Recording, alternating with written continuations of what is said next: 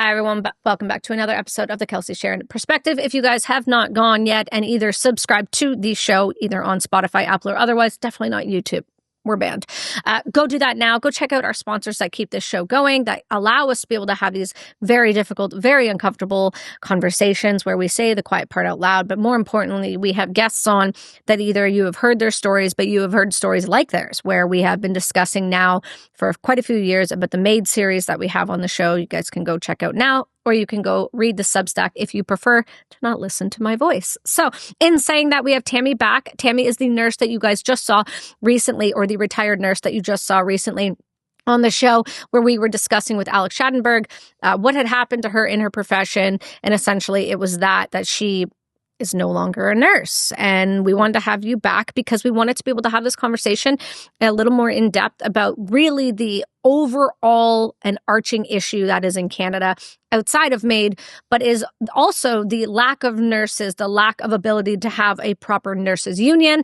Unions are a whole other conversation. We can get into why they're quite problematic. Mm-hmm. But most importantly, thank you for coming back. Thank you for having this conversation a little more in depth. And can you just give everyone a brief overview of who you are if they haven't listened to that first episode? Well, I'm Tammy, like you say, and I'm ex-RN. I graduated in 86, and I spent the last 12 years of my career at the bedside in end-of-life palliative care, which I found very fulfilling, great sense of achievement, really restored my faith in nursing and in humanity. And I often said that, hospice found me because it provided me a venue to love and care. Like all nurses want to do is to see the person first and meet their needs. And so because it was an institution that was outside of the main health authority, there was a little bit more leeway, a little bit different of a structure of framework for care. And it was beautiful. And to work in a place for 12 years as a registered nurse is exceptional because that indicates it's a good job and you enjoy it. And there's a healthy balance, work-life balance there. And I worked with a whole bunch of other RNs who had been there longer than I, which was just amazing. It was an incredible care team that saw the individual first holistically, body, mind, spirit, family. The work unit, our unit of care, was larger than just the one in the bed. We got to address the issues and concerns of the family and educate around end of life and death and talk about the big D word, and what that's going to look like and how, it typically unfolds and what we can do. Right. And so it was a beautiful place to work, where I thought I was going to be for the rest of my career, which I had, looked at maybe going casual and going just on night shift to avoid the bureaucracy and the changing landscape of what was going on with MAID being pushed into the facility. Because I think as a nurse, I'm both a professional RN plus a human being, and we get to balance that and know how to show up healthy and whole for my job, my profession. So that became very cloudy, very murky, very the cognitive dissonance I developed there, trying to figure out what are we doing, and then growing in myself professionally to seek clarification within my care team with my colleagues. Asking nurses to, come here, let's, shut the med room door and I'm seeing this or I'm feeling that, do you, or how's that? And how many times the other nurse would go, oh, thank you for saying something. Yeah, I've been really concerned about that. What do we do with it? Where do we take it? And so on a few occasions, collectively, we tried to address some issues. There was no pathways. I think a lot of our concerns were brought to the care team leader verbally, but no documented pathways to address, follow up, see documentation supporting what we should and or shouldn't be doing. We work on policies, procedures, rules and regulations. I want to see them. These procedures were being pushed into the facility. I'm not seeing the paperwork. I'm not seeing the protocols, the regulatory demands. The only information I can find about the MAID process was the publicly issued brochure, right? Well, it's funny you bring up the publicly issued brochure because just this week, so for those of you wondering, it's Memorial Day. And if you are Canadian, Canada still has some form of a holiday, but, often we forget about what these holidays are for. And so this is why we have the American flag beside me. I served with the Americans and I worked alongside a lot of American, medics, and a lot of American soldiers and a lot of American humans now who I speak to frequently about the MAID process and what's going on from the Canadian side, because Canada is the bad actor of the globe right now. And I think it's a sad reality, but Canada really is crumbling. And those that are within the country are witnessing it and articulating it outside publicly, otherwise being shut down if you talk about it. And the rest of the globe is going, Canada's not that bad. Canada can't be that bad. Not the Canada we know, not the everyone who says sorry with the thick Alberta accent, like with the pipelines and the not Canada. Canada right now is a absolute, I wouldn't even call it a shell of what it was. I mean, we had over 500,000 individuals from India come in the most recent years. We've never seen anything like it. We've also had a massive uptick in very, very dangerous individuals to the point in where the Indian president himself has said that Canada's taken some of 75 of the most deadly gang members. They're all around Surrey area. And we can't say anything about it. We have AK-47s going off in Brampton streets. You have 18 to 24-month wait lists to see doctors or nurses. Recently, yesterday, I saw a clip of a woman who was my age, so I'm 35, and she was had a suspected brain tumor. They were not giving her an MRI till 2026. Which is insanity because those types of diseases and issues run very quickly. We have a massive fentanyl crisis. We have a massive opioid epidemic on the east side and across the nation. We have open border policy. We have gang members coming in and out. What else do we have? We have a very unelected leader. Most people, I don't understand how that worked out. We have a crumbling society. And on top of it, our socialized healthcare that is supposed to be like the marker of free healthcare of the globe is anything but that. We have hospitals closing in Langley and other places because they're short-staffed. We have nurses burning out, doctors burning out. We have patients that are going to places like Children's who are getting access to hormone therapies but can't get access to mental health support. We have people getting access to MAID but not psychedelic-assisted therapy. We have people getting access to MAID but not proper housing, access to MAID but not addiction services. We have access to MAID. And then we have people like Dying with Dignity, CanMap, run by Dr. Stephanie Green. I have a hard time even calling her a doctor. Mm-hmm. She's not.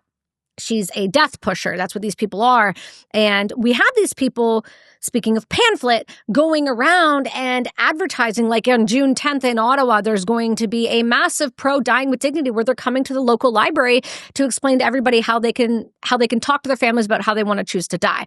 And then also to get them to donate, because Dying with Dignity's newest thing, we've gotten their emails, which is adorable, is they send them to their email list saying, when you die, you should leave us your money. Mm-hmm.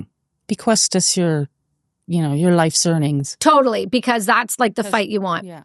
Well, it's only because we put so much damage and pressure in the past 12 months that they're crumbling and people are starting to question their morality. And I mean, how could you not question the morality of an organization, a government official, a doctor, a nurse, or anybody who only wants you to die? So when you're looking at what's going on in Canada and you're finding these pamphlets, you're finding these documentations coming in and you go, there's no place for me to report, no safeguards that you've been seeing. We discussed this on the last episode. Your safeguards are non-existent. And when you do bring it up, you discuss it briefly, but the nursing union and the people you would go to, and then those around you, because that was one of the reasons why you burned out. You were speaking to those around you, and they were either not believing you, not listening to you, or saying that you're exaggerating in some way, shape, or form. So what I want to understand for the listeners that don't know the difference between palliative care, end of life, and what would be considered like you die in a hospital. When somebody is moved, why they are moved, and what the prognosis normally is. Because you were getting physio patients brought into a facility that is designed for people to pass away in, correct? Correct. Okay. Walk me through that, please. That was one of the first things that I started identifying, is that we were no longer just getting end-of-life palliative people. Right. We were becoming, the word end-of-life was being homogenized with the word palliative. What year were you first seeing these patients start to come in? I would start saying around 2016. Which is wild because that just legalized for for track 1 terminally ill only and foreseeable death. And I know that's the year that it became legalized, and I think, am I just attaching to that number, or am I seriously seeing this? But regardless, it was a slow drip. Yeah. Change. And so it was an idea here and a word there. And it's like, am I seeing this? Well, how did it change on our admission form that they didn't have to have a terminal illness? They needed just to be palliative. Well, because you started seeing that a lot of the time, because Dying with Dignity since 1994 has been lobbying the Supreme Court of Canada and has admitted, and individuals within it have admitted to going around the system. Even the original owner or creator of Dying with Dignity admitted to mating somebody or killing somebody. I think it was a family member. We have doctors who go to and have sat across from Alex Schadenberg, who was on our first episode of the Euthanasia Prevention Coalition, who admitted that the MAID procedure was taking too long, so they put a pillow over the person's face. No. Yes. He said it on an episode before. I've said it out loud. He was at a doctor's conference. They were sitting at a round table eating lunch. This is how callous we've become around the idea of killing people, right? We eat lunch and have this discussion. This is not Afghanistan. We shouldn't be having these types of conversations around food so nonchalantly unless you're in a war, because that's how you cope. But he said this doctor, she was saying that she was mating her mother and it was taking too long, so she put a pillow over her face, which means because no doctors in Canada or otherwise really have been held to account, no heads have rolled, we have people who think they can skate the system because it's a self-reporting system. Mm-hmm. So when you started to see them, 2016, that's when Canada legalized for terminally ill. How is it that they were making it their way into the palliative care facilities so quickly? Well, because of the, let's say, the structure of healthcare, we have every bed is designated and classified depending on where it's at and how it is, and under its designation would indicate the funding that they're going to get. So in a hospital, those are typically acute care beds. Right. They're very expensive. So when you get people in those beds waiting for placement out into the community, say for a long-term care placement where they intend to live out the remainder of their years, they're just blocking a bed in the hospital.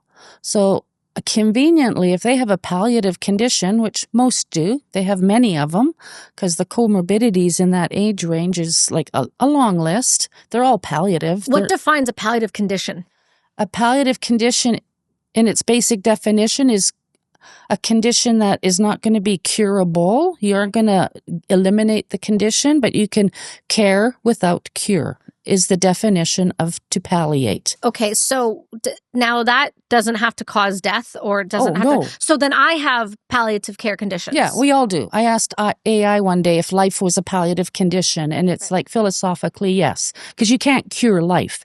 You can't cure Down syndrome. You can't cure diabetes. Well, you can. You can't. Diabetes. Yeah, we're working on that one, and we're actually seeing reversals in Alzheimer's and dementia, and we are seeing metabolic rebalancing. Exactly. Right, and so there is so many modalities to bring back the homeostatic balance within the body, but it may not cure a disease. Okay. That's what the word irremediable means, is to not be able to cure it. Okay, but by definition then, track 1, hypothetically speaking, if we were to challenge the terminology in, say, a court of law and break down the definable terms, everybody in this country, predominantly, I would say over, the age of maybe 8, if they didn't have some chronic condition early in their life, would technically qualify. Yeah, for sure. Oh, does that not? It does. It just sends shivers right down my arms. Because when you break it down that way, because I know that we have talked about this before, but when you just said that to me, because I can list probably 6 or 7 that the government has diagnosed me with, including hearing loss and otherwise, right? So these are irremediable conditions. Right. So then why can somebody, and maybe you don't have the answer to this, but it's just kind of sparked in my head. So then why can somebody like myself apply for the Special Access Program with an irremediable condition and get access to a life-saving treatment like psychedelic-assisted therapy? and qualify, it takes a lot of money and a lot of time and lawyers, and you got to have the right documentation, and they got to be good at it because most people get turned down. It's like a high 90%, I believe. So why is it that we can access that but it takes 8 months, a year, 2 years to get access to it? But within a short period of time, to the extent in which I mean like a 24-hour to max 3-month period, I can get access to death, but I cannot get access to care. Why? Yes. I don't think our healthcare system's about health or care anymore. It has definitely not been that way for some time. It's not about, I don't know what it's about anymore. It's just beds, like profit over people, beds over body, keep them moving. In the mid-'80s, the whole structure of the healthcare system changed to become more of a business structure rather than a health, I guess, like the way it had been, where a lot of the administration people had like grown up through the system into those positions of administration, whereas now that you didn't need to have any experience, and many of them don't have any experience at the bedside. And that's kind of what I ran into. I have people evaluating my scenario, my performance, who've never spent a day at the bedside. And it's like, how can that work? Well, it's the same reason why we have a prime minister that can't produce a budget in the next 12 months, who's supposed to be the economic genius of the Bank of Canada, the Bank of England. I mean, for God's sakes, people all the time. We have a new Veterans Affairs minister who used to own a boutique clothing store. Yeah. And really. now she's the head of Veterans Affairs, and she is also the Associate Minister of National Defense. It really makes me wonder what innate knowing are they bringing to the table? Absolutely nothing. If you saw her, you would see very quickly she can't do 5 push-ups, let alone have an innate knowing of what a veteran or a combat veteran needs. Yeah, and that's what I see in healthcare. Still see. It's interesting because to look at healthcare is to, as a Canadian growing up, I lived in Ontario, we had OHIP. I could see a doctor, I'd go to the emergency, maybe max 3 hours. I've had 23 operations, and I've only had the last 5 due to being a connected individual, trying to get access to surgeries and major orthopedic surgeons. In no way, shape, or form could I do that through the healthcare system. I would have been on a 24-month wait list.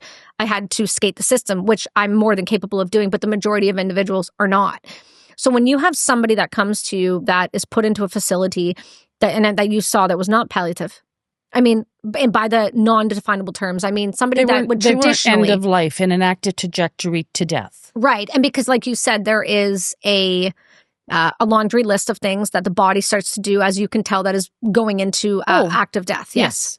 Okay. What would some of those look like that would be? Because we discussed on the first episode, you used the example of an individual that had over 2,400 milligrams of... 2,600 milligrams. The daily equivalency of 2,600 milligrams of morphine. Which is insane. I mean... It is. I'd love to be that high one day and still be able to function. But the thing is, when the narcotics are going to pain, they don't become euphoric. Right. That's when there's that slow and steady increase is so essential. Yes. And people's avoidance of pain medicine is not doing them any favor. And that was one of the biggest learning curves. Oh, they're not in pain. They're not, the family would bring in a member and, he says he's not in pain. And it's like, well, it kind of looked like it when we transferred him over to the bed. Right. Because physiologically, you understand pain symptoms and signs, obviously more than, say, a person who's not trained in how to watch, right? Because it's not always the verbal.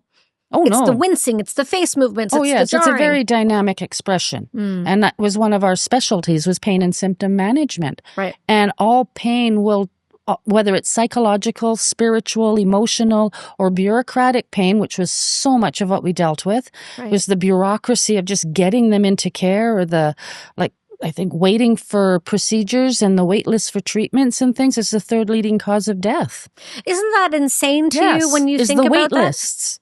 The wait list is killing Canadians because we take too many damn people. And you see how that ripples down into the MAID option. Right. Because they've waited, there's suffering, there's no simple pain and symptom management. And so when someone was admitted, it would take at least 2 or 3 days to just de-hospitalize them, to just ground them, to take away that bureaucratic pain, to say, you're here now, we've got you, kind of sorry what's gone on. But often, the stories were horrific, Well, they have a tendency to do this. We saw this with a friend of mine that came on recently. He's got the fastest ejection in naval history from an F-18, and his body shattered from the neck down. Oh, absolutely wild story. His name's Kagan. You guys should go check out his book. I think it's called The Phoenix Rising. It just wild dude, but he discussed, and if you've ever stayed overnight in a hospital, you will know this. They don't let you sleep very well.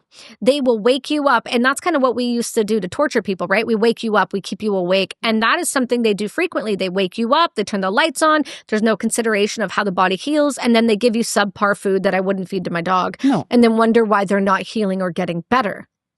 And they just don't seem to have an ear to hear that.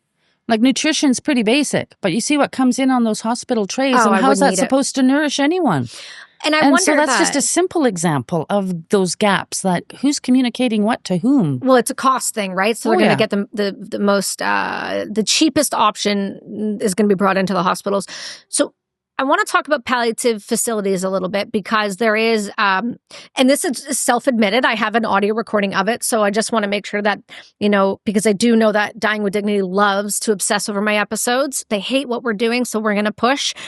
So I recently went to Salt Spring Island, which I probably will never go back. I never realized how hardcore left liberal that place was, and it is not for me.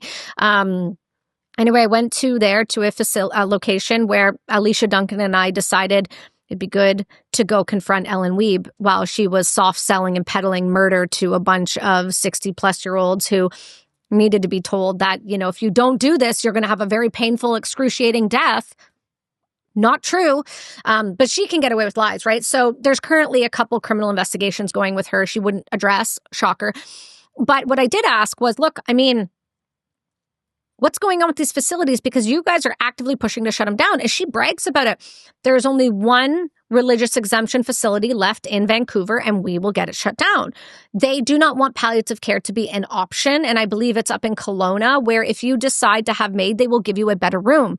They're incentivizing you the same way they incentivize the vaccine for COVID, where in places across the globe, if you got it early, you were given a donut, or you were given a this, or you were given a that. And it was this incentivized push to get rid of palliative, put them in places where they're making an awful lot of money when you MAID somebody. So talk to me a little bit about the patients you saw specifically coming in that were not in end of life. That's where my dissonance just grew. I started seeing these cases where people were coming in for long-term care placement. And this was in 2016? No, this was right up to the end. Okay. It just became more and more prevalent. I would just call them inappropriate admissions. We're an end-of-life facility. Typically, when I started there back in 2008, the length of anticipated stay was maybe 3 months, a foreseeable death within 3 months. Yeah. We expanded that to 6 months to allow for pain and symptom management plus a foreseeable death, because some people would come in and they just needed pain and symptom management. And because of the specialty of the team, we could balance their nausea, their pain, their confusion, their discomforts, One of the claims that has kind of come out where people push back on me is they say, I don't want to deal with palliative care because I don't want to be drugged out of my mind and non-functioning with my family members drooling on myself. And that's a really good goal, because you don't want to have to do that. And you don't have to do that. And that's why symptom management, we got to talk about this. Okay. If you're suffering, if you're in pain, if you're nauseous, if you're on a trajectory to whatever and it's not good, you got to talk. You got to share, because people would come in so out of balance for fear of, and then self-medicating through wide open prescriptions at home, ranges to take this, take that. And just often they'd come in with all meds stripped, and we'd start from ground zero and just sort of build up to what they were at, covering their essential medicines as well. And sure enough, we could rebalance them, and they could actually be discharged from the hospice. Oh, wow. Go home and go live another year and a half sometimes, because it was a medical imbalance of medicines, and it wasn't an end of life, and it wasn't necessary. I recall so many stories. And even if we were gleaning out another 2 weeks, 2 months of life, just the joy, the comfort, the connection, the love that I could see within the family members to have their loved ones back. And I know, like where I worked, cognition was our primary objective, to keep pain managed without impairing the cognition. Right. But it's a multifactorial dynamic at all times. And it's not, if we start, especially the narcotics, people avoid those because they think we're just going to get knocked out and then you're going to go loopy. Right. And it's like, no, we got to start slow and low. Right. Really low. Yeah. Subcutaneously every 4 hours around the clock. So you're not hitting those ups and down The peaks. spikes. And those things. And then when, we got them balanced within their range, then we could convert them over to oral pills so that then they could go home on that dose, and then really educate around just the process that it's really quite a logical process of pain management and how that all works. And that was often the biggest first lesson that I got to educate people around. Because you know what? He may say he's not in pain, but when we moved him over to the bed, he's wincing, he's guarding, he's withdrawing. Yeah. That looks like pain to me. What do you think? And they'd agree. And it's okay, well, we can do this. We're going to start off like 0.5 milligram, like whatever their fear level is. Yeah. We got to start low, and we're going to just do it every 4 hours. When pain shows up in that time, we'll give it a little bit of a breakthrough dose. We can do the mathematical calculations in a 24-hour period, slowly raise you up. And as you do that, if you're opiate naive, you may get a day or two of somnolence, or just haziness. Yeah, you feel foggy. You're not sedated, but that's anticipated. Yeah. But the capacity of the human body to tolerate narcotics, especially when they're going for pain and not just like whatever, is amazing. Yeah. Like incredible. Like I was just floored. Well, it's a fascinating one because essentially what I hear when you say that is that, hey guys, this episode is brought to you by Good Livin'. I am so excited to tell you about something that's become such a meaningful part of my wellness routine, Good Livin'. Now, this isn't any brand. This is actually a brand I know all of the owners behind. And let me tell you, their integrity, their dedication, and their quality is the real deal. Their microdosing and functional blends are crafted with intention, and you can feel it. Everything is tested and made to support you in tapping into your own rhythm. We're talking about blends for anxiety, depression and stress, ADHD, brain health, inflammation, sleep, and energy. Seriously, they have thought of everything possible. I know firsthand how much love they pour into every single product. So if you're ready to check them out and explore more, go to itsgoodlivin.com, and trust me, it's a journey worth taking. That's itsgoodlivin.com, itsgoodlivin.com. And make sure to use the code Kelsi and get 20% off your first order today. This episode is brought to you by Ketone IQ. And if you guys have not seen me drinking it, it has been behind me. It has been everywhere. But ketones, I want to tell you a little bit more because you ask all the time, are a powerful macronutrient, and they cross the blood-brain barrier. They supercharge your brain. And not only do they do that, I have reported and seen my own sharper focus and stronger endurance in next level performance. I use them before podcasts, before keynote speeches, and before I work daily with clients and when I get on my road bike. But this is not just that feeling good type ad. This is for real. This is backed by science. And in a placebo-controlled study, Ketone IQ users saw a 19% increase in sprint power, 13% in more peak power, and 10% less fatigue. And the ketone levels spiked 5 times in just 20 minutes. So when it comes to recovery, Ketone IQ improves blood flow, muscle oxygenation, and even boosts EPO, which is critical for your stamina and the bounce back factor. So if you guys are chasing that edge, physical or mental, Ketone IQ is the shortcut to getting into those zones. Do yourself a favor, go over to ketone.com and use the code Kelsi. You're going to save 30% off your next subscription. And I do promise you, ketone is no joke. Ketone fuels the flow. And I'm telling you, it is the best thing I have ever gotten into. Hey everyone, this episode is brought to you by Row Nutrition. If you guys have not heard of them, please stop what you're doing right now. Go over to their website at Row Nutrition and take a look, because you guys know more than ever, I care so deeply about my mental well-being, my physical, and my TBIs. I do everything I can to look after my body, whether that's cold plunge, ketones, or otherwise. But Row Nutrition is my newest additive, and I have to tell you, I am feeling like money. Let's talk about it. If you're struggling with brain fog, you are slower to recover at times, and you're feeling more down, even if you feel like you're doing everything right, like I was doing, this is what you need. Let's talk about why. The reality is, when you hit your 30s, I'm going on 36, your body's NAD levels, a critical molecule that fuels your energy, recovery, and brain clarity, they drop by half, nearly half. No wonder we're all burnt out. And that's exactly why I partnered with them. They use a liposomal NAD. And let me be completely straight up with you and honest, it's incredible. Normally, you need to go and get NAD IVs for this result, but not with Row.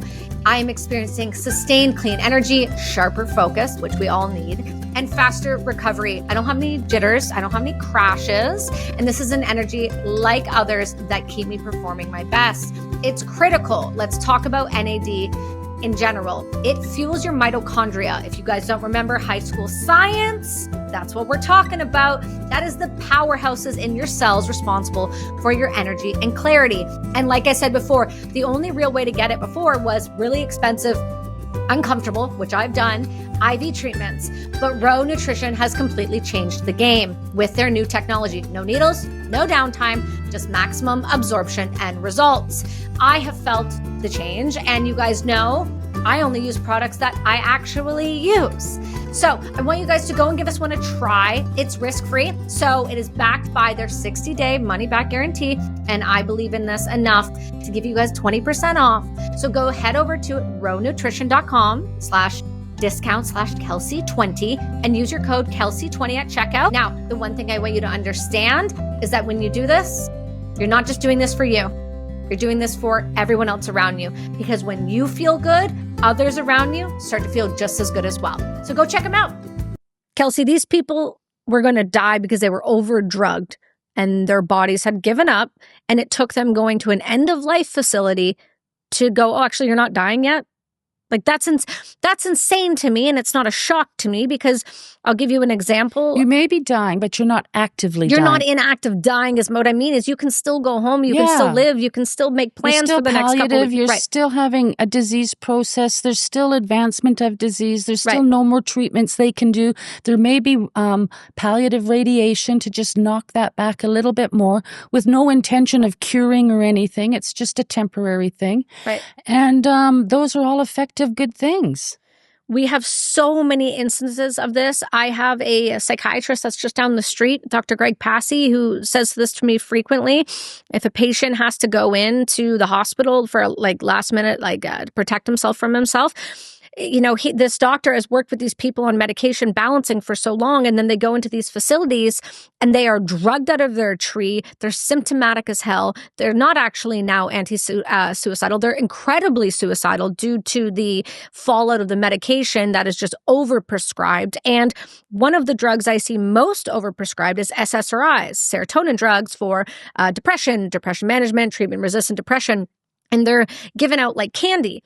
And often they have more repercussions than they do benefits. 100%. And it's because of so many other factors: sleep, food, you know, who you're around, all the things. But so you're telling me that when you're getting these people from these hospitals coming to you, they're giving them to you because they're like, oh, they're going to die.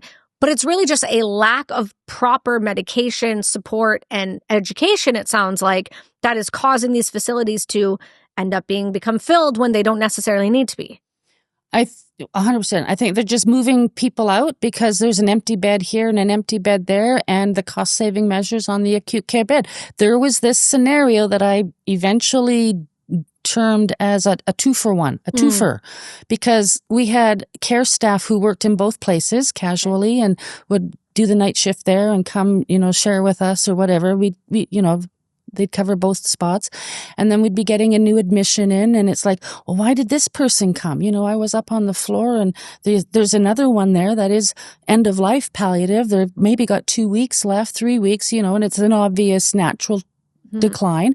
But why did they send this one over, whose family's not aware, and they need physio, and they need or whatever the plan is, rehab, physio, long-term care placement. Right. But they're not in an end-of-life trajectory. Like, why did they send those over? And it's like, good question. Why did they? Why didn't they send us the one that was actually in need of what the scope of practice we provided? And that happened a few good times. And, it's hit and miss spotting this. So it's probably a few years of me kind of seeing this and hearing these repeated stories. And these people would just die up in the hospital, the ones that we maybe should have gotten. Right. But we got this long-term care placement. And it's like, what are they doing? Like, why is that? And then it came to me like, you know what? It's the 2-for-1.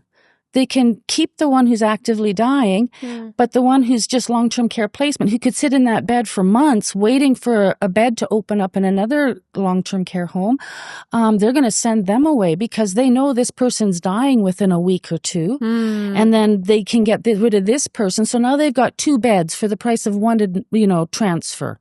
Ooh. And it's like, ooh, that's really bad. That's dirty. That is dirty. And that's dirty kind medicine. It's very not right and not fair and immoral. Well, so that's what you touched on. And I'm so glad you said the word immoral, because that is where we're at now with the MAID program. So the Journal of Death and Dying recently this year of 2025 came out and expressed what Health Canada's plans look like to do to save money. They are on track starting 2027 to 2047 to save $1.273 trillion by providing 14.7 million Canadians with MAID rather than palliative care. What was that number? Say that. 14.7 million Canadians. Over 9 million of those are projected to be elderly. Over 4 million of those are projected to be the mentally ill and suicidal. Over 300,000 of those are projected to be the Indigenous population, and then everyone else, addicts, homeless, and otherwise. So Canada's running a eugenics program, and they're planning to expand that with the start of a mentally ill only qualification in 2027. And for those that are find those stats as disgusting as I do, you can go check out on the SAGE journal or the Journal of Death and Dying. They break it all down for you. They go through the numbers. We've also done it on the series as well. So they have kind of told us what they're going to be doing. And they've expressed us this is how we're going to move in terms of cost-saving measures for Health Canada. Now, whether that actually gets implemented or not, the fact is they thought it well enough through to go through the numbers and find out what they could save. We already knew by 2021 they saved $86.9 million by not providing palliative care, instead providing MAID. So we do see this rapid expansion. Now, when you just said something to me about the morality and the issues around that, talk to me about what you're seeing from that perspective, because I know how I feel about it, but a lot of people find me quite divisive when it comes to this issue.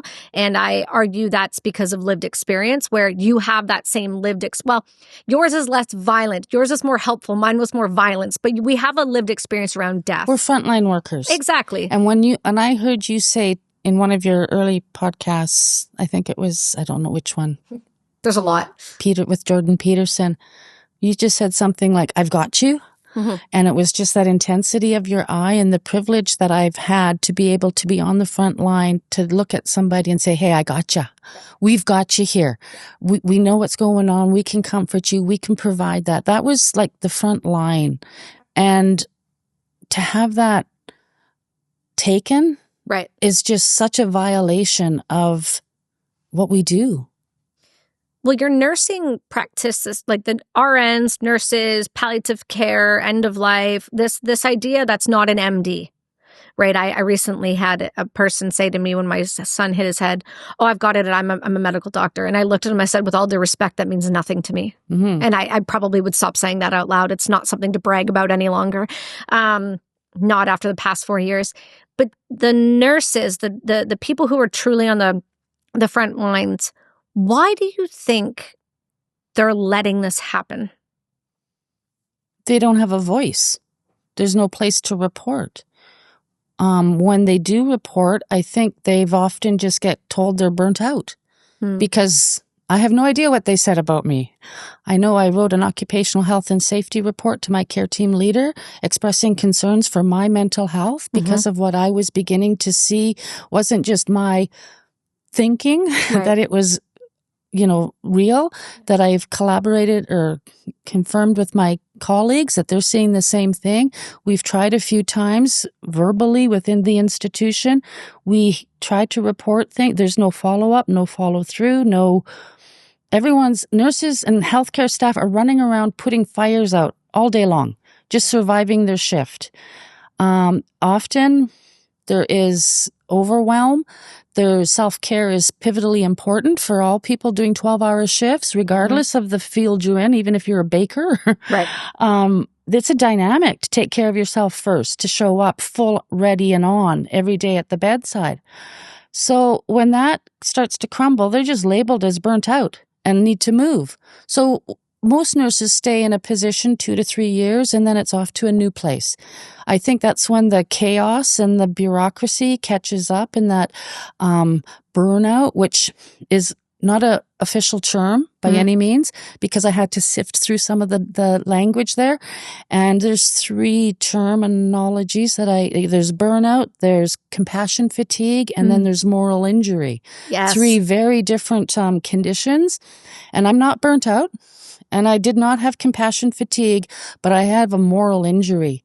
When the people of authority over me that I valued and respected and honored are now telling me to do things that are against my deeply held beliefs, like hastening death or abandoning my patients, and not providing care that I know is so simply and easily available, that's compassion, immoral injury, right? And to sift through that language, I'm not burnt out.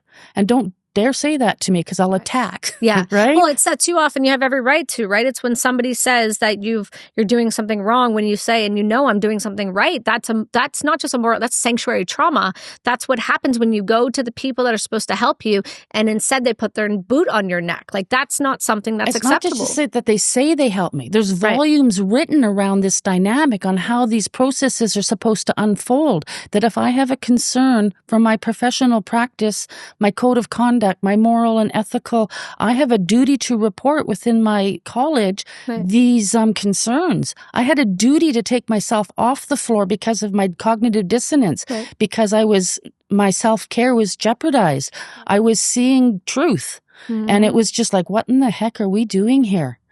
And a list of fears that I had were all coming true. And it was like, yes, we are doing this. Yes, we are doing that. Yes, this is happening. And it was unpacked a moment at a time. And it's like, I can't do this. And then I had a bit of just conversation with my, colleagues, RCAs, I don't like calling them underlings. But they are. There's a chain of command. Yeah, That's okay. Chain of command. I'm their RN, and and they're laughing at me and they're ridiculing me. Tammy, give it up. It doesn't matter. It's not going to change. We're starting to not appreciate your advocacy. Quit pushing back. It's just causing ripples throughout the team. Whereas, 6 months before or a year before, go Tammy, stand up. Thank you for putting your hand up. Thank you for asking those questions, because that's what we're to do, right? To advocate for the one in the bed first. I'm a strong patient advocate first, and then the ones around the bed, not the IHA or the ministry of this. Like, it's about healthcare. It's about that individual in the bed and their life and their process, their wishes, and because I've worked there for so long, the whole team, we were able to provide beautiful care. Right. In 2017, I was asked to do a speech for the board because they were reviewing all the roles of the different staff there, and I presented for the RN role. And I knew at that time there was a push coming in, things were changing, and so I amplified the positive autonomy that this organization had and how different it was from, say, the hospital and hospice care there, and how precious that is and how beautiful it is and how effective we are.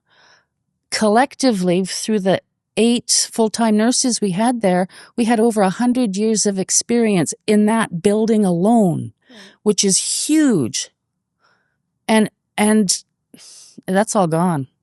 We have new graduates who are programmed differently? Well, they're going to be programmed differently when you have the self-admitted College of Physicians from Quebec suggesting things like infanticide from 0 to 1, and then you have them now pushing for advanced care requests for MAID. You now also have regardless of what CanMap and them want to say, you do have the pushing for mature minors. Not only do we have research from 2018, we have monthly and yearly meetings with CanMap in locations like Ottawa, Ontario from May of last year, where they had panels discussing the pros and cons of mature minors. And these panels and the speakers, we released it this week, and it went absolutely viral, insanely so, that the people advocating were heads of Sick Kids Toronto Hospital, who run charities for children, who are now saying that children should have the right to choose to die. They should have, if a child, they say a mature minor is not an age, it is a mindset, which that sounds awfully similar to the LGBT movement in things like puberty blockers, which are actually just chemical castration drugs, and they do irreparable damage. And to think that we could allow a 8, 9, 10, 11, 12, 13, 14, 15, 16, or 17-year-old to make those decisions when they cannot serve in the military, vote for an elected official, cannot buy a gun, cannot rent a car until they're 25 years old, let alone can they make the decision going through potentially immense pain, depression, serious social issues, breakups, and otherwise. Can they differentiate the cognitive dissonance around the decision making when you're 16 years old? For God's sakes, I would have taken it at that age. It's ludicrous. It's lunacy. Right. To imagine that there's highly trained professional experts deciding that this is okay. Well, where's the gap? I don't get that. They're minors. They're children. Right. It's not a thought. It's not an idea. It's a fleeting moment, because we understand suicidality very often is, like I've said this before, it is a moment of impulse. It is a moment of overwhelm for the nervous system and the psyche. It happens a lot at night for a reason. That's why pain management at night is more difficult. And you know that. That's why I know that. Anybody who's been in an injury knows that, after 5 o'clock, we're going to really have to be on top of this, because it starts to suck real bad at night. We're big beings. Yeah. The world affects us. Yes. Light affects us. Energies affect us. Yes. We live in petri dishes everywhere. We want to know we need to know what's going on around us and where we put ourselves. Right. Yeah. But these nurses, the reason I bring this up, because recently, for those of you who haven't seen this is going to come out probably about a month after all of this has happened. But for those of you that are listening and you're going, what are you talking about? There was a pamphlet, and I'm going to say it. Yeah. So, but the great thing about that pamphlet that people don't want to understand is, and the reason we didn't show the front of it is because it was a religious group. So we didn't want to, we're not going to hide it from you. We're going to tell you it's from the evangelical group in Ontario. And what they did was right. They put out a pamphlet telling you what's happening behind closed doors. That the people don't want you to know, that Dying with Dignity will put on their website, but then turn around and call people like me a liar when we can prove it's something they're discussing. They've spoken about it emphatically across the globe, because Stephanie Green's on I don't know how anybody has her book tour describing her book about how she loves killing people in her book and how beautiful it is and how wonderful it is and all of that. And I argue that when you hide things and we expose it, it's not because we're liars, it's because we're better at our jobs than you. And we just are really good at not hiding things. So this pamphlet came out, and it was a breakdown of what is going to be the discussion around mature minors, who can be involved, who can't be involved, how parents can be excommunicated out of the conversation. We saw this with WV and MV in Alberta last year. WV is a friend of mine, and his daughter is autistic and applied for MAID without their knowing and got qualified. They then spent their entire life savings, stopping it only to have her requalified in the past couple weeks. So this girl is not sick in any way, shape, or form at all. This girl, I see photos of her regularly baking cakes, living her life, functioning just fine. She lives at home, has a great family, only to see that she is now fixated, like we do see with autism in the trans movement. It is a very trans positive conversation. A lot of people are spectrum who get transitioned. We also see it happening as a social contagion. You've got a great book example is Irreversible Damage by Abigail Shriver. Amazing book, goes through the social contagion aspect of it. And then we've seen things since Jordan Peterson, when we exposed Dr. Joel Zivit's testimony in the Senate of Canada, which has been blanketly ignored, and he's been discredited left, right, and center, which he deserves an apology from our government for that. You see this because these social contagion movements, after we spoke about it, Vancouver, just locally here, a bunch of child homes, group homes, reached out to me after that, saying that before this, the expansion was stopped last year in March of 2024, that groups were going to go into the hospital together. They were hearing their groups in their homes saying that these groups of girls and boys, young teenagers, were going to go in together to try to get qualified for MAID. We are seeing the same thing with young groups of girls going to get testosterone at Planned Parenthood and all these other locations. So to not understand that when you plant a seed of suicidality in people's minds and you remove the burden and the fear of death, you're removing the pain by saying, you do it for me, it's not going to be a big deal. But the one thing I want to discuss with you, because you understand medications, is not a single one of these drugs that is used in the MAID and the self-proclaimed experts in Stephanie Green's CanMap MAID kits is at all FDA approved for killing. Not a single one of them. But yet they're being used by Health Canada to provide death.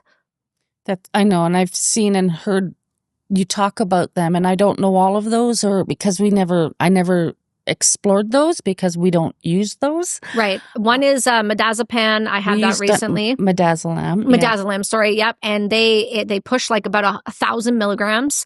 They also use a paralytic. This is all listed, if anybody wants to know, on the NIH website under the MAID kits provided and advisory board by CanMap. They break it all down for you, the exact dosage.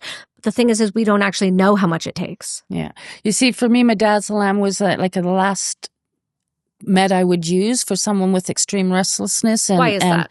Because it's fast acting and short lived, and I could knock them out fast with 5 milligrams. That being said, if you could knock them out fast, how long would it take for them to come out of it? 4 hours, 3 hours.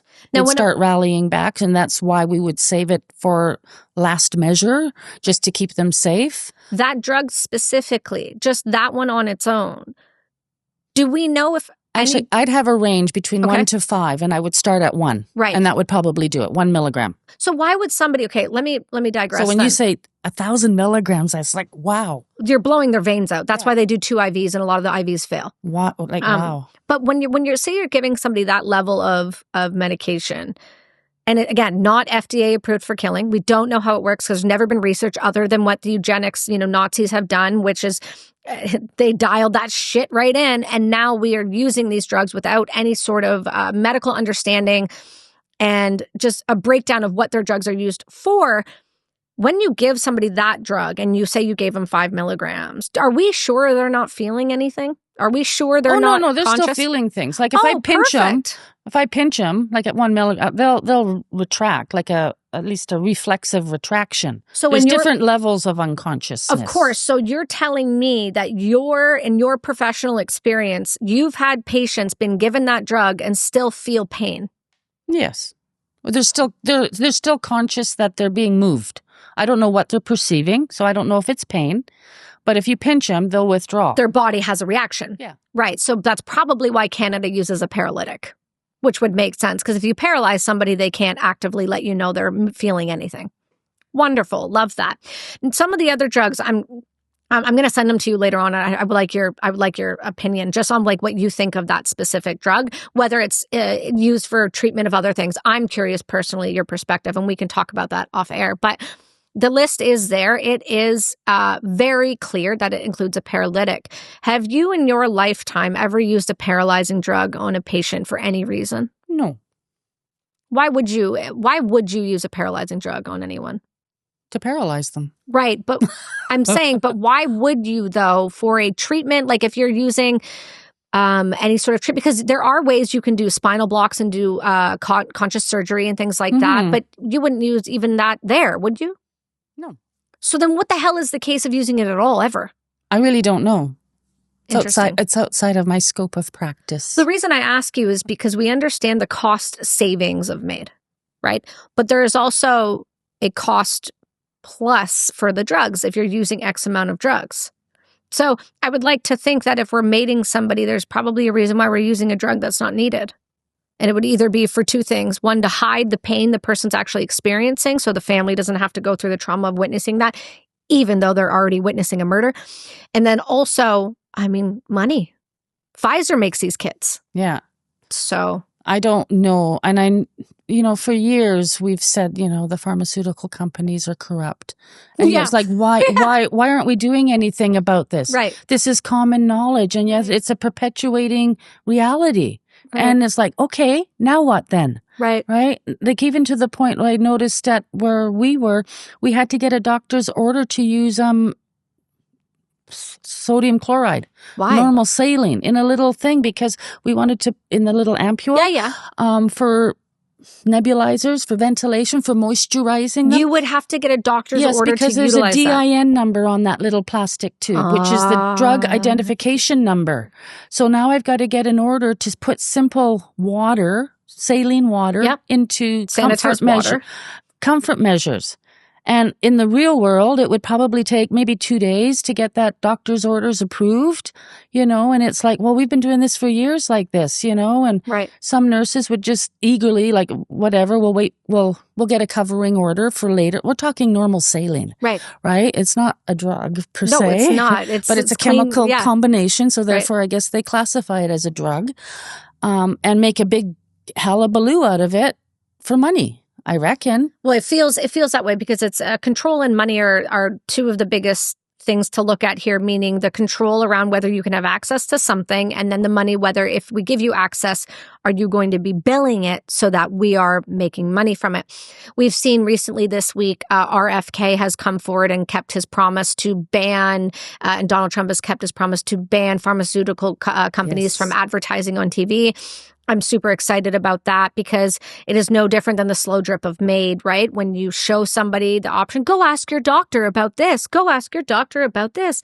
And you're seeing it right now in the NHL, if anybody's watching the playoffs, the switching banners has Ozempic. Everywhere you look, Ozempic is like the biggest advertisement that there is, which is just an amino acid peptide, which is wild that they're able to patent and turn into. And now there's multiple other ones of them. But I digress. The thing about the pharmaceutical industry is that they are always going to want to push the drug. They want to make the money. And now we've understood over the past 4 or 5 years that a lot of the times RFK has been able to prove that these are not safe and effective, regardless of the drug or the vaccine or the whatever. And you are seeing now what they're deeming as vaccine hesitancy in childhood vaccines. And if I ever have another child, I will never vaccinate them with a goddamn thing again. Neither would I. No, not I at this encourage point. all people to not take your newborns in for anything. All children. It is such a wild place. And to hear that from an RN who has the extent of experience that you have, you really have. It's like a crazy amount of experience. You have to give natural immunity a chance. So let me ask you about that. Natural immunity a chance. What would you say to the people that are having an absolute conniption fit about measles right now then? Listen to some good documentation around the stories behind the history of measles, the true effects of measles to the body, and then the effects of the vaccines have caused in the measles world. Right. There's more people dying from the vaccine. Measles I saw this cute little meme the other day about the Brady Bunch and how it was a great thing that they all got measles because they all got a school day off and that it was nothing and we could still do this and play. And now we've got natural immunity. And this was in the 70s, the Brady Bunch. And it was sort of like a free day off, like a snow day. Right. And it's like, it was nothing. It was a disease or an infection parents wanted their children to get. Oh, your kids have got measles? Here, I'm bringing my child over. It's like chicken pox. Yeah. You got to get it over with. Get it over with. Build up that natural immunity. Right. And now we're seeing a very different conversation happening in 2020. Everything is fear-based. And I posted about this yesterday. There's a great clip that I believe it's got a project. I tagged him in it. But anyway, I posted it and it's this conversation around a lot of people are called crazy for speaking up against things that they're seeing. And that's what happened to you. And I want to express that because you have been going through now, since the loss of your job, a very different life, and having to grapple with the fact that the thing you loved isn't existing because it's actually being eradicated out of what Canadian healthcare is supposed to be. And now we're replacing it with death care. How are you doing with all of this and the moral issues that come with it? Well, I'm coming along great now. Good. I'm glad to see that. That 21 months while still in the system, while asking for help, while seeking direction, while crossing all my T's, dotting my I's, was horrific. It was re-traumatizing. It was the source of my PTSD. And, but that got deflected because my dad died or my partner died or whatever. And it's like, no, I do death. These are good deaths. They died well. Yeah, I'm happy for that. How crazy is that to say that they died well? They died easy. Yeah, it was a good, natural, honest, unforeseeable, and with my partner, but my dad was a very clear trajectory. Right. And so don't go putting into the paperwork that I'm going through stuff because of this and that. I think the bigger understanding about PTSD and trauma, which is a big buzzword now, trauma and gaslighting and compassion and empathy. I have PTSD because I missed my bus. Yeah. And fuck yourself, quietly. Well, I know. And for me to really have to, like, because I've gone through a few cycles of my trauma with my marriage and with my upbringing. And, it's been a trauma cycle. And this time it's like, no, I can't. I know the skills of getting through trauma. Yeah. I'm using these skills. I'm rising strong. Yeah. You're not doing this to me because if I allow this to happen, it's going to happen to me again. This is my mental health. Mm-hmm. And that's why I put that paper in the first place. It wasn't about nursing or MAID it's my mental health first. I got to show up for me. I got to be there for my kids. I want to be there. I want to live life to its fullest. Right. In those first, 21 months, I was offered SSRIs 4 times. It's like, I don't think I'm depressed.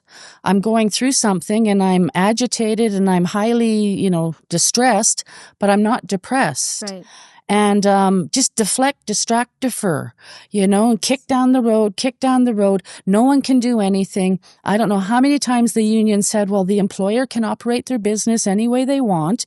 And that's like insanity. What's the point of the union now? Well, that was my question. And I was had to become brave enough to say, even at the risk of hastening death, they're allowed to do that? Like, that's kind of weird, especially when the management is not even medically trained, right? That's a scary fact most people don't understand. The people running these facilities are not medical practitioners. So I spent 21 months, no ears to hear. And finally, after this, I was not accommodated by the union. They didn't represent me. COVID came in at that time, and I hear in hindsight that the whole BCNU was really on skeletal crew because everyone was leaving or on leave or fractured.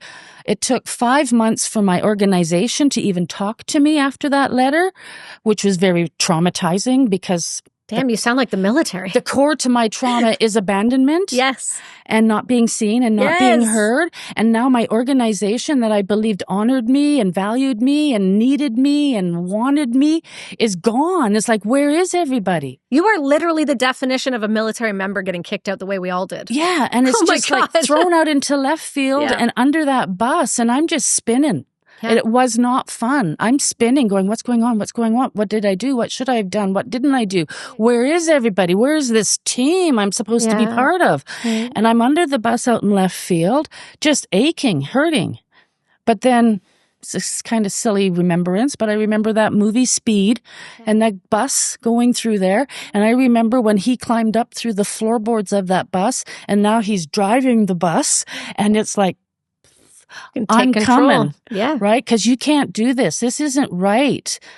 This isn't fair. You can't do this to me. And it was really a personal thing at this point because what did I do? Right. I'm just asking for help. I'm allowed to have a mental health crisis. Yeah. I'm allowed to ask for help. I've spent 21 months seeking support, representation, understand, a conversation, a face-to-face verbal nothing. 5 months before I had an interrogation with the organization's lawyer, my shop steward, and a new care team leader who I hadn't ever met. Those two were informed to not speak or not talk. So I had this conversation with a lawyer. I asked, like, do I need a lawyer? What's going on? I'm having a mental health crisis here. And it was just my deep knowing and fortitude and resilience that I walked into that meeting I felt like Daniel walking into the lion's den and just, God, cover me. I just got to go through the motions, and what happens, because what else have I got? This is my life. This is my health. This is my mental health. Yeah. This is everything, because suicidality is real, right? And it comes up when people don't think it. It creeps in when you think you're good, and then you hear that voice, and it starts. And sometimes it gets loud. And a part of me just knows that's not an option. Of course. And it's like poof, Until so it's an option. Yeah. And I guess, because I've never gotten that far. Oh, I have. You think it's not until it is. And that's what I try to express to people, because we have these people going into hospitals in Vancouver. I know. And, asking because they're suicidal. Yes. They want protection. And then they're getting offered MAID. MAID. And what's wild about that is we had a clip come out on trigonometry that I've had go viral. And the amount of hate, that didn't happen. I mean, the woman reported it to the media, for God's, because she was so disgusted and terrified. And then you have a patient on a psych day pass who got maided by Ellen Wiebe when he was on a day pass in a psych ward from St. Paul's. And even worse, and people haven't talked about this one yet, the facility within St. Paul's grounds, the one that's the new building in the middle of it. They expropriated. You mean the one where you can't see it? That's a MAID facility. That is just to MAID It's people. horrific. I've lived in Germany. My former partner was ex-military. Yeah. My grandma was in the British military. My dad's a Navy man. I understand the energy around protecting veterans. Right. Honoring veterans, not protecting them, honoring them for their service for our country, for our freedom. Like, I was part of that. I was a D/W for 20 years. Yeah, you grew up in it. I was part of it, right? And go. But, we've got you.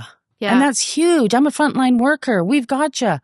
And then to see the lack of regard from the whole organization, the union, the college, so 5 months to talk to the employer, and it was a coercive interrogation. It wasn't an interview. Right. 9 months before I think the union even really became aware of it, even though at the beginning I was told by the steward to not talk to anybody.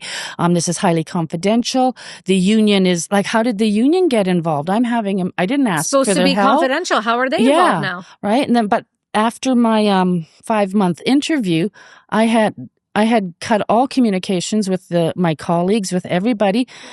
A day after my interview, I got 2 random inquiries from colleagues. Are you leaving hospice? Did you quit? What's going on? I hear, and it's like, do you think confidentiality is really solid? No, it's not real. I'm very fearful of myself, my future, my life, not so much maybe, I don't know. Who knows? It's been on the show enough. Give it time. But right, helicopters fly over, and it's not just it wouldn't be done that way, I promise.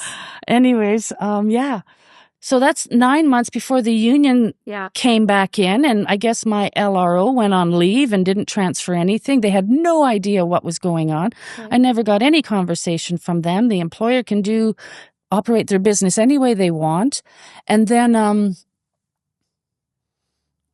then I was bumped over to WCB because our contract was and they're a nightmare. Yeah, and they have no idea what long-term care, LTC, long-term care, the lingo of the language of medicine.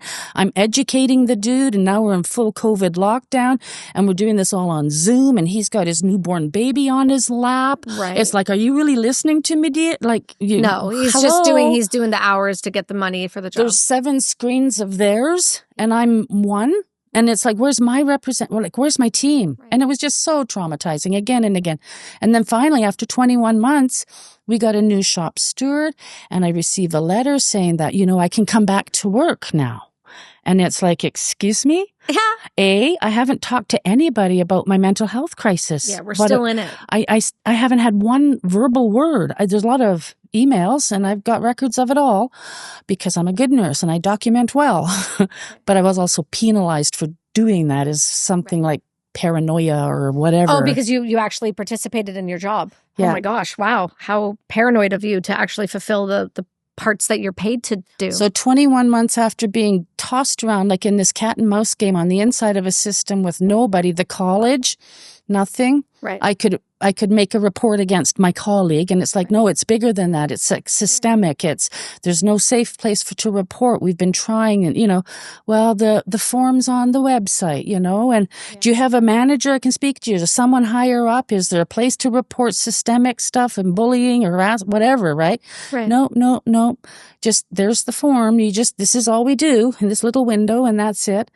So 21 months. I was invited back in, but then that's when all the requirements for MAID were being imposed, and it's like, I can't do this. No. I can't, because half the staff had left. There'd been already like three care team leaders that had been funneled through the place in that short time. No one's staying. It's not working. The place is, staff-wise, is crumbling. Right. But I hear the CEO say, we don't have a staffing problem. Yeah, because you're not here. Yeah. And you have no idea what you're talking about. Yeah. And it's like, it's deranged. Yeah. And so anyways, I ended up retiring because I can't do this. And it's like, okay, Tam, you got to really take care of yourself. I can't go back there. In that 21 months, I thought about going into the facility, but that just evoked a response. A response that's not triggering necessary. response in me. And it's like, no, not ready.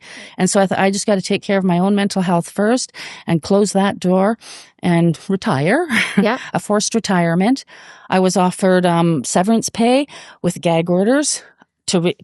Why would somebody? I want to know that, and I know we don't have a ton of time, but I want to just point out the fact that why would Health Canada offer severance, but with a gag order if they were doing nothing and wrong? To drop my WCB claim? Because I did 2 of them just out of process. It was an option. One was a mental health claim to see if my workplace was the source of my PTSD, which under presumptive legislation through the BCNU, it should be, because they spent 7 years to include RNs as official frontline workers so that if they did experience a PTSD response on the job, it would be presumed that the workplace caused it. That's kind of how it works. Yeah.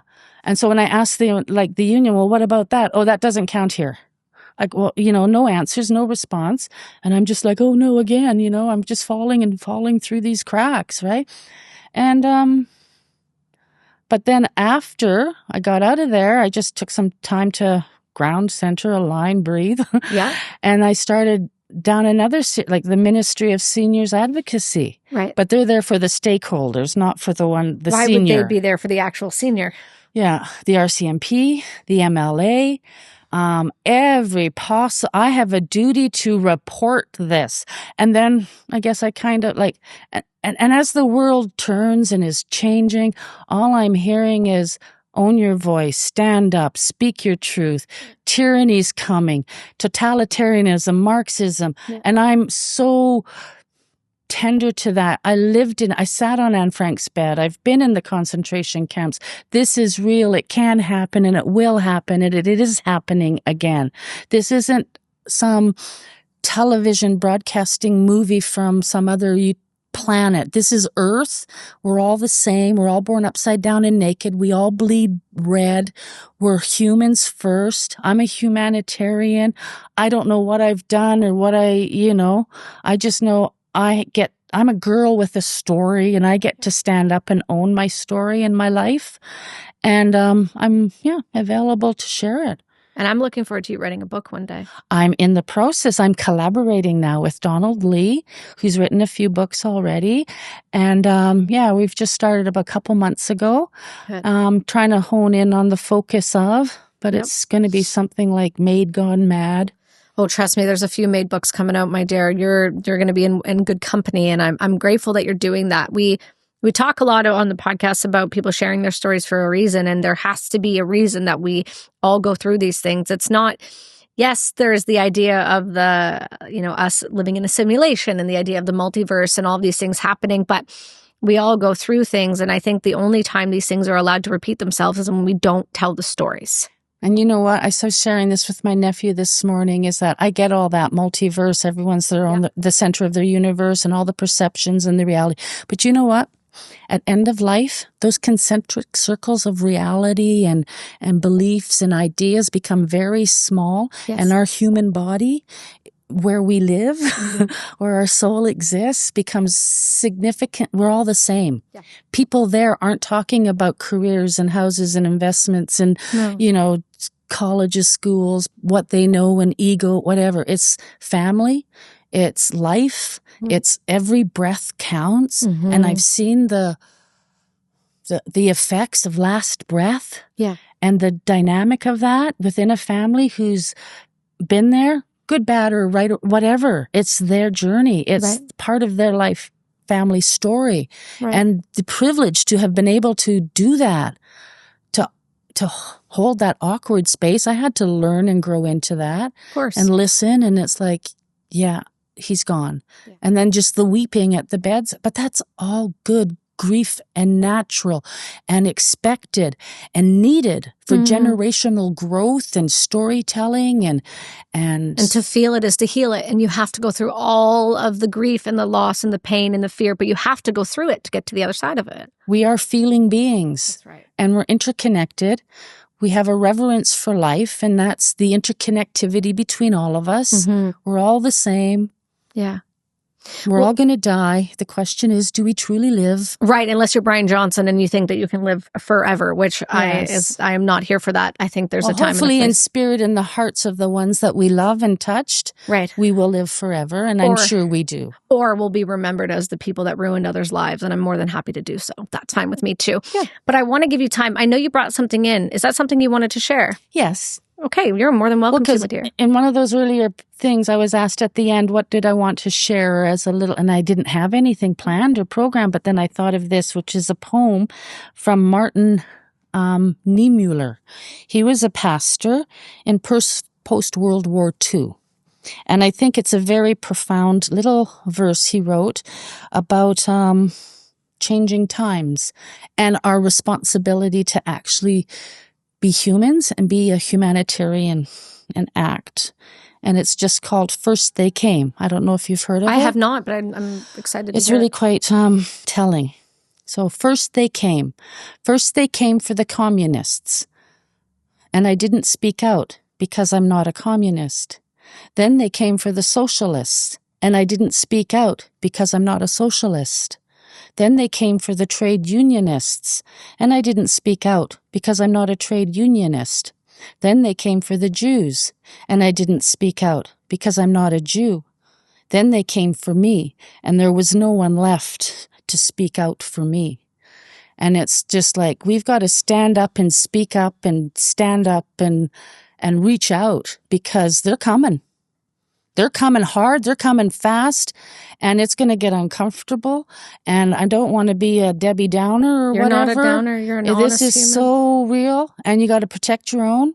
Hang on to your loved ones. In my life, I've drawn my line, shored up the sides, circling the wagon. Yep. There's a reason I live high in the hills on acreage, growing my own food garden, because intuitively, I've known this has been coming for quite some time. And I had to get my kids out of the city and save my own first. And I just encourage everyone out there to stand up, speak out, hold on to your loved ones. Those would be my final words. Tammy, it's such a privilege. I remember when I was in Austin and I got a phone call from Alex saying that I've got someone you need to talk with. And I was so grateful I got that call, because you are truly one of a kind, and you did go through hell, but I am so grateful that you did. As hard as it was in all of those moments, through all of the losses that you've experienced in those. But they're not for nothing. No. And when you are ready to talk about your book and you are ready for it to go all over the world, you just give me a call and you will be welcome here, but we will get you on everyone else as well, because your story is worth telling, is worth sharing. And that poem is one of the best ways I've ever had an episode ended. So thank you, my dear, for coming, and thank you for making the trip down. I appreciate you dearly. My great pleasure, and I honor and thank you for inviting me and holding space and attending to what needs to be attended to. You will always be welcome here. And anybody who is listening to this goes, God damn it, Kelsi, it's heavy again. You did it again. I'm going to do it. So do exactly what she just said. Like we say at the end of every episode that we discuss these topics, Call the person you love. Let them know that they are wanted and valued and that they never, ever need to decide to use death. Let them know that they are seen and valued. Go stand in the grass. Go do something for yourself. Don't drink. Don't turn to drugs. Go outside. Stand in the grass. Say your gratitude, your prayer, whatever it is. Be grateful that you're here. And then go and subscribe so you can listen to more of these hard conversations that the world needs to hear. And at the end of it, we're all human, just like Tammy said, and we all deserve to hear the truth. So thank you guys for listening. We'll see you all next week.